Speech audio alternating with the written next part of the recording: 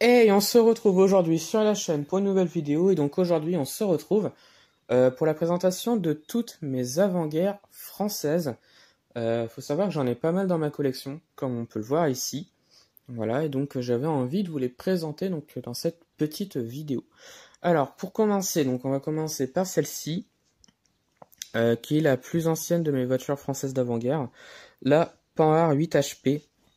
Donc c'est du saphir à l'échelle 1,43. Voilà, donc une petite Panhard 8 HP, donc qui date de 1898. Voilà.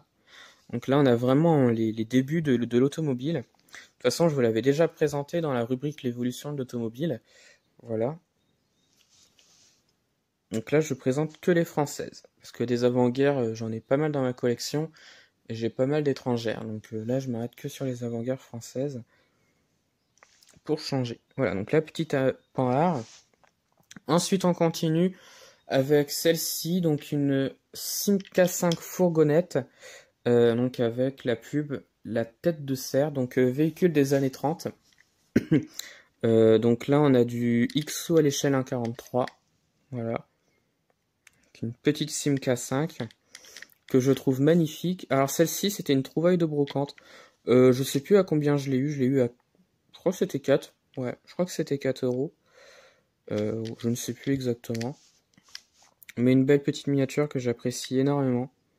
Voilà, parce que je la trouve magnifique. Avec la tête de cerf au-dessus, je trouve ça assez fun. Voilà. Puis des Simca, j'en ai quelques-unes dans ma collection. Et donc une Simca 5, j'en avais pas. C'est ma première. Voilà. Ensuite, on continue donc avec celle-ci, la Peugeot 302 Dalmart. Nos rêves 1,43. Voilà, pareil, voiture des années 30. Donc une miniature que j'apprécie énormément. Trouvaille de brocante pour 5 euros. Elle est pas énormément cassée, il manque juste un rétro ici, mais sinon c'est tout ce qui manque. La voiture est complète sinon. Voilà. Donc une belle miniature. Dalmart, c'était un carrossier pour ceux qui ne le savent pas, qui a énormément travaillé chez Peugeot, qui a fait énormément de Peugeot différentes, et donc qui a transformé donc cette petite 302 que l'on voit ici. Voilà. Ensuite, on continue, donc je vais faire les Citroën parce que des Citroën d'avant-guerre, j'en ai pas mal. Bah, j'ai les 6 que l'on peut voir ici. Donc on va commencer donc par celui-ci, donc un Citroën C4F 1,43 de chez Solido. Voilà. Donc un véhicule que j'apprécie, donc avec du charbon à l'arrière. Voilà. Donc un véhicule que j'apprécie énormément parce que je le trouve très très beau. Véhicule des années 30 également. Alors pourquoi ça ne veut pas? Voilà. Donc véhicule des années 30 également. Voilà. Quelques petits détails sur le véhicule.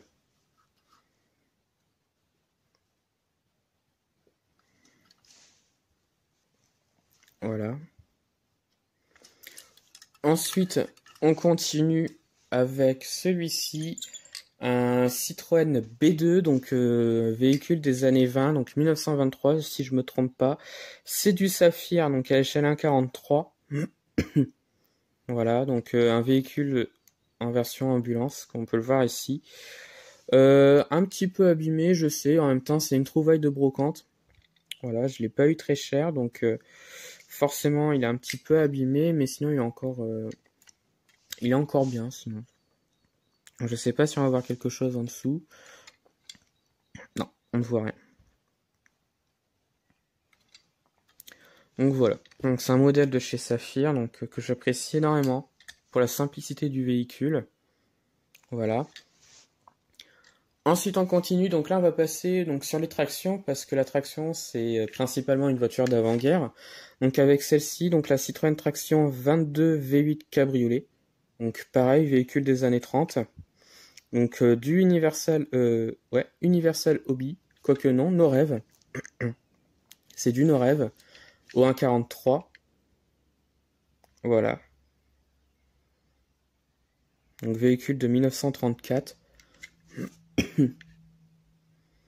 Avec une vue sur l'intérieur. Voilà.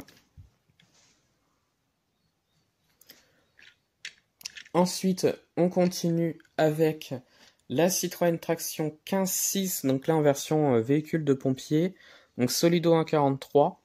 Voilà, pareil, encore une fois, trouvaille de brocante. Voilà. Donc la fameuse traction. Pareil, donc véhicule des années 30. Donc là, il y a des ouvrants, donc le capot à l'avant qui s'ouvre.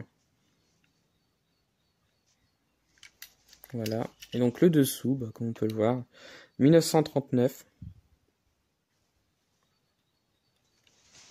Ensuite, on continue donc avec celle-ci, donc la Citroën Traction 11BL, donc de l'armée française.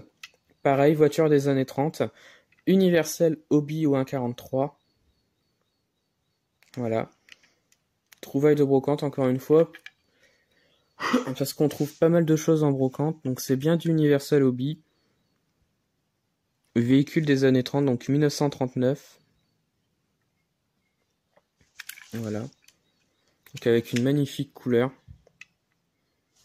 Voilà. Ensuite, on continue donc avec une Citroën C4, donc de la marque Perlus Tucru, donc une voiture publicitaire, donc XO 1.43. Celle-ci, elle appartenait à la collection des voitures publicitaires Parachète. Donc c'était la numéro 30 de la collection, je crois. Et je trouve la miniature très très belle. Voilà, très bien reproduite. Voilà.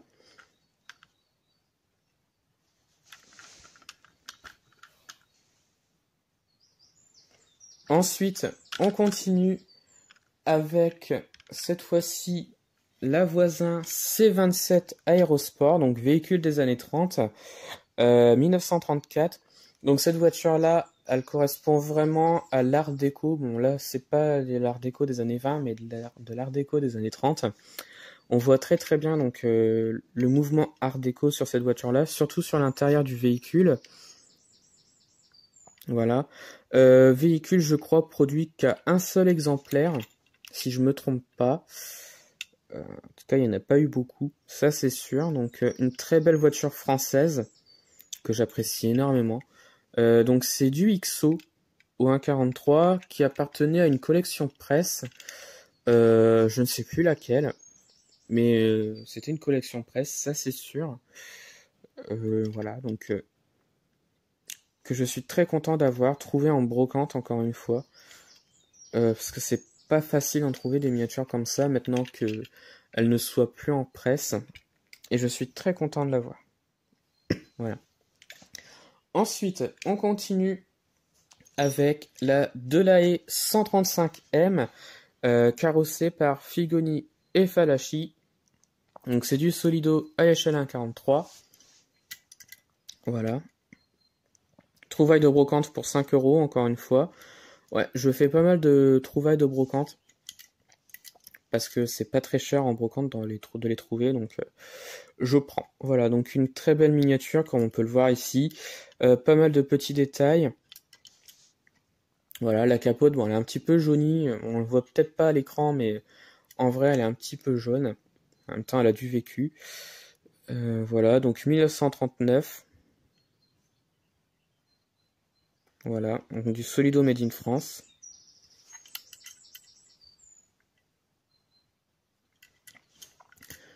Ensuite, on continue donc chez Renault. Alors chez Renault, donc on va commencer par celle-ci. La Renault Renastella type RM2, donc Solido 1.43. Donc voilà, donc je suis très content de la voir celle-ci parce que je la trouve magnifique. On voit quelques petits détails sur la miniature que je trouve très sympa. Donc le dessous, donc véhicule des années 30, 1934 comme on peut le voir. Je sais pas si vous allez voir quelque chose. Voilà. Renault Renastella type RM2. Donc une miniature que j'apprécie énormément. Voilà.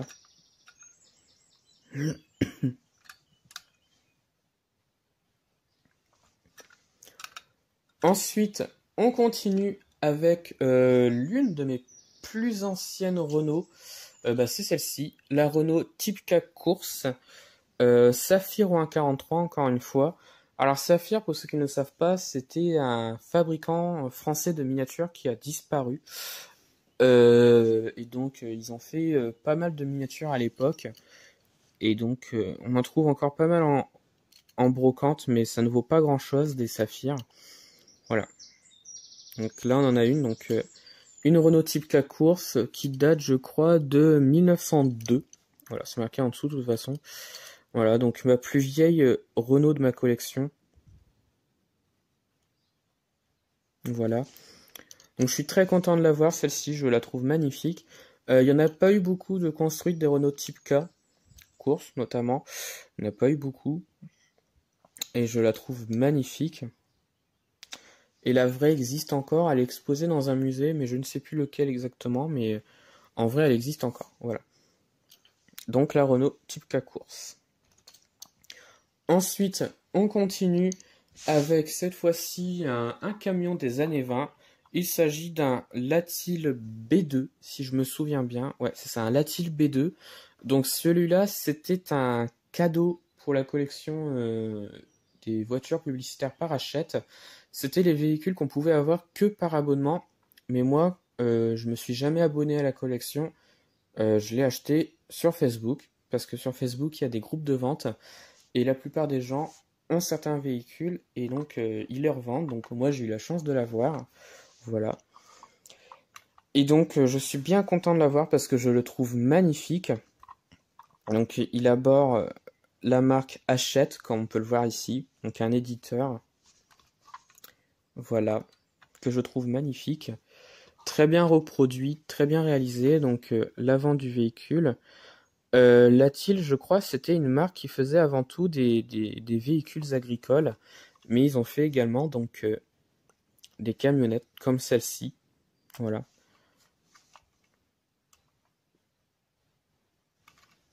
Alors, le Latil B2 Hachette, je ne pense pas qu'à l'époque il ait existé. Je pense juste qu'ils ont mis juste la publicité Hachette dessus, mais voilà, je pense que c'est ça parce que j'ai pas le souvenir que des Latil B2 Hachette ont existé à l'époque. Voilà. Donc le Latil. Et enfin, donc, mes dernières 1,43 des avant-guerres françaises, on a la marque Bugatti.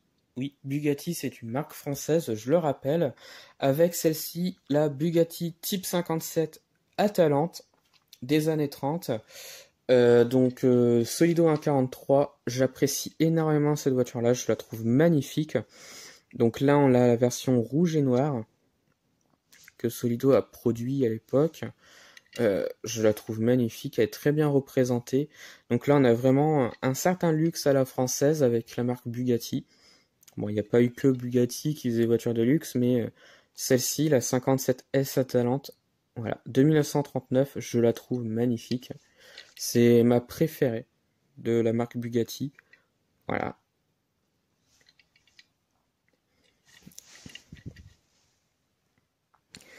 Et enfin, donc, ma dernière des 1,43, il s'agit de la fameuse Bugatti Royale, ou la Type 41 Napoléon. Voilà, donc Solido 1,43. Donc celle-ci, ce n'est pas une vraie Solido, c'est une reproduction, c'est une réédition pour une collection presse. Voilà. Mais je la trouve sublime, donc elle reprend les couleurs bleues et noires de la voiture. Voilà, que je trouve magnifique. Trouvaille de brocante, faut le faire. Voilà, et donc je l'ai prise parce que je l'adore et je la trouve magnifique. Pour moi, c'est l'une des plus belles voitures au monde. Alors, peut-être pas pour certains, mais pour moi, ça reste la plus belle voiture du monde. Enfin, l'une des plus belles. Donc, celle-ci date de 1928, comme on peut le voir ici. Pour moi, la Bugatti Royale, c'est l'une des voitures les plus belles au monde. Je trouve de faire ce genre de voiture pour l'époque, je trouve ça fascinant. Ils ont fait un super boulot à l'époque, et ouais, je suis vraiment bluffé du résultat. Et bon, il n'y a pas que celle-là, bien sûr, mais pour moi, ça fait partie des voitures les plus belles au monde. Voilà. Et enfin, donc pour terminer, parce que je n'ai pas que du 1,43, j'ai aussi du 1.18 et du 1.24. Je vais remonter ça. Donc on va présenter celle-ci, la Bugatti Atlantique. Voilà, donc Beburago 1.24. Voilà, 4 exemplaires au monde seulement. Voilà. Et enfin l'autre, c'est celle-ci, la Bugatti Type 59 Beburago 1.18. Que j'apprécie énormément, donc voilà, qu'on peut le voir derrière, 1934 la voiture. J'apprécie énormément la miniature. Et donc voilà, donc c'est la fin de la vidéo. Voilà, je pense que j'ai bien présenté les miniatures d'avant-guerre françaises, avec notamment la Bugatti Royale. Donc j'espère que la vidéo vous a plu. Dites-moi en commentaire de ce que vous en avez pensé de la vidéo et des miniatures, bien sûr, puisque c'est le sujet principal de la chaîne. Donc voilà. Donc dites-moi ce que vous en avez pensé en commentaire. Et puis retrouvez-moi sur la chaîne pour d'autres vidéos. Et retrouvez-moi sur Instagram et Facebook, le compte Petite Voiture.